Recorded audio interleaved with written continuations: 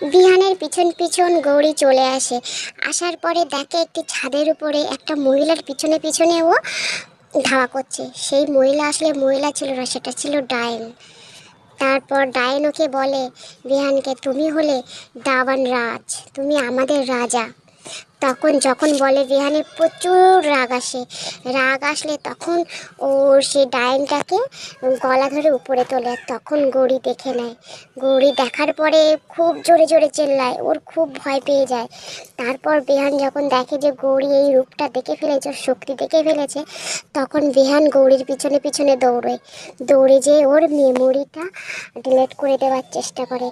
তা বিহানকে দেখে গৌরীর খুব খুব ভয় পায়, যার জন্য গৌরী শুধু দৌড়ায় আর চিল্লায়। লাস্টে গৌরীকে নিয়ে মাথায় হাত রেখে ওর পুরো যে মেমোরিটা পুরো ডিলিট করে দেয়।